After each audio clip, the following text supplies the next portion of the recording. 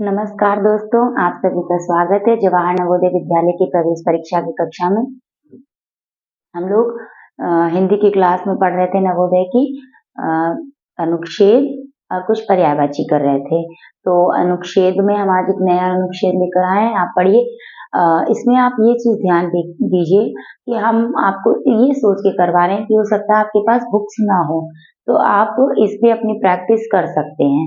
और अगर आप थोड़ा बहुत सही से मान लीजिए बुक नहीं पढ़ पा रहे होंगे तो आप आराम से इसको अगर आप स्क्रीनशॉट लेंगे या फिर नोट डाउन करेंगे तो आराम से आप लिखते जाएंगे, लिखने की भी प्रैक्टिस कर सकते हैं, जिससे कि मतलब आपको हिंदी अच्छे से पढ़नी आ जाए। ठीक है, और आप जब स्मूथली पढ़ लेंगे तो जो है आप कहानी को फटाफट से पढ़ेंगे और कर लेंगे। ठीक है, इसी तरीके के अनुच्छेद आएंगे। तो हम स्टार्ट करते हैं अपना अनुच्छेद। देखिए, एक गांव में एक लड़का रहता था, उसके घर के पास एक पेड़ था, उस पर एक बंदर रहता था। वह बहुत नटखट था, फिर भी उसकी माँ उसे बुलाती और उसे खाने के लिए केले और मिठाइयाँ देती थी। नटखट देखिए किसके बारे में कहा जा रहा है, बंदर के बारे में। और जो उस लड़के की माँ थी वो बंदर को बुलाती थी। और एक बार क्या हुआ कि वो लड़का माँ के साथ मेला देखने गया। वे लोग घर पर ताला लगाकर सुबह ही चले गए थे कि शाम को लौटने पर उसने एक विचित्र बात देखी। वह बंदर उस दिन, वैसे मतलब वो नटखट बंदर था, इधर उधर भागता रहता था, लेकिन उस दिन क्या हुआ था कि वो पेड़ छोड़कर कहीं नहीं गया था और वृक्ष की सबसे ऊंची डाल पर बैठा बैठा सारे दिन उसकी घर की रखवाली करता रहा। उसकी माँ ने उस दिन क्या किया, उसने ये देखा तो बहुत खुश हो गई, तो उसको बहुत सारी चीजें खाने को दी। अब हम प्रश्न देख लेते हैं। प्रश्न है, पेड़ पर कौन रहता था, बताइए। कौवा, चिड़िया, बंदर। तो भाई घर के पास एक पेड़ था, उस पर एक बंदर रहता था। उस पर किस पे, पेड़ पर। ठीक है, उस पेड़ पर बंदर रहता था। हमारा ये जो बंदर है ये इसमें तीसरा ऑप्शन इसका सही हो जाएगा। नेक्स्ट क्वेश्चन है, लड़के के घर की देखभाल, यहाँ पे देखभाल लिख गया है, इसे हम देखभाल कर लेते हैं। ठीक है, लड़के के घर की देखभाल, हो सकता है जैसे आपको प्रश्न, लड़के के घर की देखभाल किसने की। तो लड़के की घर की देखभाल दिन भर उसके ताला लगाकर चले गए, तो बंदर, देखिए क्या लिखा है, बंदर उसके घर की दिन भर रखवाली करता रहा। वह यानी बंदर सारे दिन उसके घर की रखवाली करता रहा। ठीक है, तो देखेंगे हम कि लड़के के घर की देखभाल किसने की, तो यहाँ पर लिखेंगे बंदर ने। ठीक, ये हमारा ऑप्शन सही हो जाएगा। लड़के की माँ उसको क्या खाने के लिए देती थी। लड़के की माँ उसको रोज क्या खाने के लिए देती थी, ये देखिए, वो उसे खाने के लिए केले और मिठाइयाँ देती थी। क्या देती थी, केले और मिठाइयाँ देती थी। तो लड़के की माँ उसको खाने के लिए क्या देती थी, फल, रोटी, सब्जी, केले और मिठाइयाँ। तो हमारा केले और मिठाइयाँ ऑप्शन सही हो जाएगा। ठीक है, नेक्स्ट क्वेश्चन है, मेले से लौटने पर लड़के की माँ ने बंदर को क्या दिया। मेले से लौटने पर जब वो उसके घर की रखवाली करता था तो उसकी माँ ने उस दिन यानी मेले वाले दिन जब लौट के आई उसको बहुत सारी चीजें खाने के लिए दी। ये मिल रहा है, तो इसमें क्या दे रहा है, केला, अमरूद, बहुत सारी चीजें, मिठाइयाँ। तो बहुत सारी चीजें सही हो जाएगा। नेक्स्ट हमारा क्वेश्चन है कि शाम को लौटने पर विचित्र बात क्या देखी। जब वो लौट के आई तो शाम को उसने देखी, कहाँ पर था ये बात, कि माँ के साथ मिल गया और उसने एक विचित्र बात देखी। आगे देखिए, वह बंदर उस दिन पेड़ छोड़कर कहीं नहीं गया।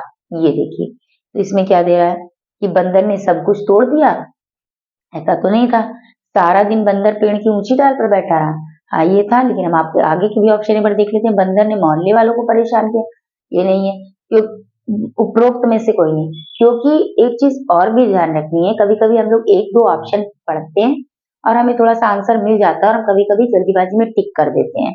लेकिन तो हमें क्या करना है, चारों ऑप्शन को एक बार पढ़ लेना है, क्योंकि कभी कभी जो हमें उत्तर दिया होता है वो बिल्कुल उसके करीब का होता है। जो हमें यहाँ पे कॉन्सेप्ट दे रहा है वो उसके बिल्कुल आस पास का होता है, और हम क्या करते हैं जल्दीबाजी में थोड़ा सा मिलता जुलता पाके उस पर आंसर लगा देते हैं। हमें ऐसा बिल्कुल भी नहीं करना है। ठीक है, हमें क्या करना है कि हमको क्वेश्चन को बहुत ध्यान से पढ़ना है, उसके बाद उसके आंसर को देखना है कि चारों ऑप्शन में क्या दे रहा है आंसर, और चारों ऑप्शन को देखने के बाद जो सबसे सटीक, सबसे सही, सबसे उचित जवाब होगा वही हम लगाएंगे। और इसमें उचित जवाब हमारा यही है कि वो सारा दिन बंदर क्या हुआ, पेड़ की डाल पर बैठा रहा। तो ये हमारा आज का अनुच्छेद था। इस अनुच्छेद में आज आप देखेंगे कि क्या था कि सारे ही प्रश्न अनुच्छेद से पूछे गए थे, मतलब कोई भी पर्यायवाची या विलोम शब्द या शब्दार्थ नहीं दिया गया था। ठीक है, तो हम क्या करते हैं, इसको साफ कर लेते हैं और हम लिख लेते हैं इसी में पर्यायवाची शब्द लिख लेते हैं। ठीक है, देखिए कहाँ चला गया, 10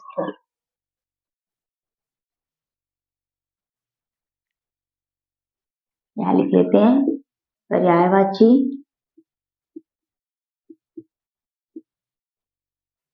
ठीक है, या क्या डाल देते हैं समानार्थक शब्द।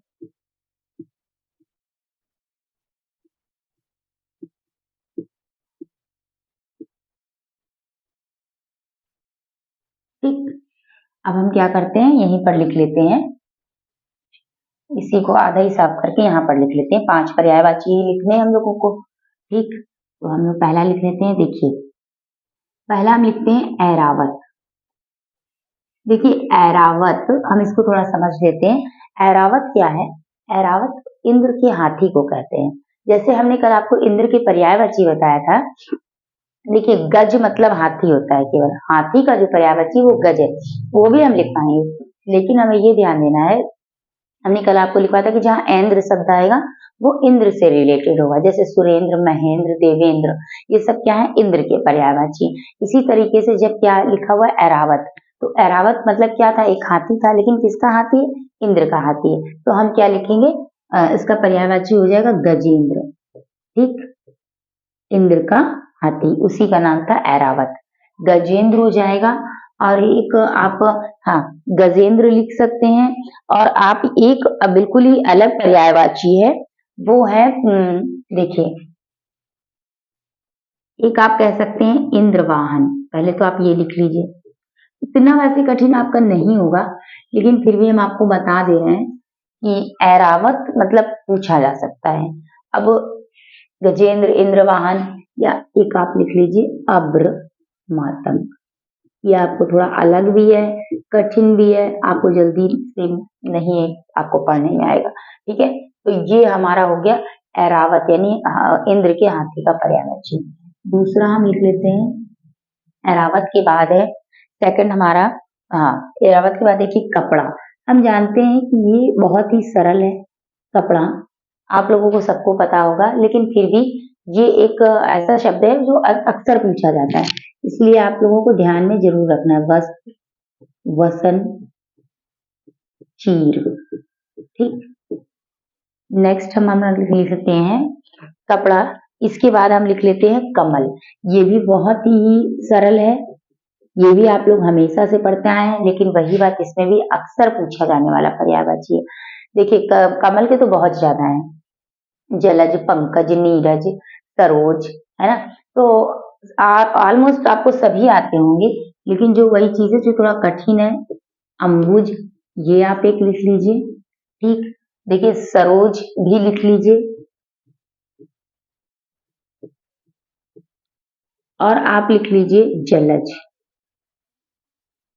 ठीक है, देखिए जो इसमें ये दिया गया है, और हो सकता है अगर आपको ऐसा लग रहा हो, अगर आपको ना याद रहे तो आप लिख सकते हैं पंकज। देखिए हम आपको इसका अर्थ बता दे रहे हैं, तो आप लोग अर्थ समझ लेंगे तो आपको याद ही नहीं करना पड़ेगा। देखिए अम्बुज हो गया, अम्बुज आप याद कर लीजिएगा। सरोज ये मतलब सर है। ठीक, इसमें क्या लिखा हुआ है, सरोज। सर माने होता है तालाब, जो तालाब में उत्पन्न होते हैं, तालाब में पैदा होता है, वो क्या है, कमल। जलज जल में उत्पन्न होने वाला। पंकज, पंख मतलब होता है कीचड़, कीचड़ में उत्पन्न होने वाला। ठीक, तो इसलिए हम इसको इसका पर्यायवाची लिख लेंगे। एक हम लिखते हैं किरण। ठीक है, किरण, किरण में आप लोग रश्मि जानते होंगे, और अंशु, और एक लिख लीजिए मरीच। मारीच नहीं, मरीच लिखना है। ठीक, अंशु, अंशुमाली किसको कहते हैं, सूर्य को अंशुमाली इसीलिए कहते हैं क्योंकि वो किरणों का माली हो गया। पांचवा एक और लिख लेते हैं कुबेर। कुबेर को देखिए आप जानते हैं कि वो धन के देवता, है ना। जैसे धन की देवी माँ लक्ष्मी को कहा जाता है, वैसे धन की देवता क्या है, कुबेर है। तो इनका आप लिख सकते हैं धनाधिपति। देखिए ये इस तरीके के अलग हैं और कठिन है, जो आपको याद नहीं होंगे। अगर हम इसके बारे में थोड़ी सी बात कर लेंगे, उसके बारे में थोड़ा सा बता देंगे, तो आपको याद रखने में आसानी होगी। धनाधिप हो गया, यक्षराज, ठीक, और यक्षपति। देखिए यक्षपति जैसे नरपति है, तो इसका मतलब ही होता है कि राजा, ठीक। यक्षपति, ये हमारे हो गए पर्यायवाची। आज के पर्यायवाची काफी अलग हैं। अगर आपको गंदा लगा तो आप ऐसे लिख लीजिए, शायद टेस्टर नहीं रख पाया गया तो देख लीजिए, और ये आप नोट डाउन कर लीजिएगा। इसको आप इसी तरीके से थोड़े थोड़े आप याद करेंगे, तभी आपको याद होगा। और आज के जो पर्यायवाची हैं, उसमें देखिए कपड़ा और कमल को अगर आप छोड़ देंगे, तो ऐरावत, किरण, कुबेर, मतलब ऐसे शब्द भी हैं जो कठिन भी हैं और जो है जो आते भी हैं। तो आप इसको अगर याद कर लेंगे, तो इसमें जो है आप अच्छे, इसीलिए मैं आपको उसके बारे में थोड़ा समझा भी दी है, ठीक। तो आप पढ़ते रहिए इसी तरीके से, और हम लेते हैं नेक्स्ट क्लास में इसके। तब तक के लिए नमस्कार, जय हिंद, जय भारत।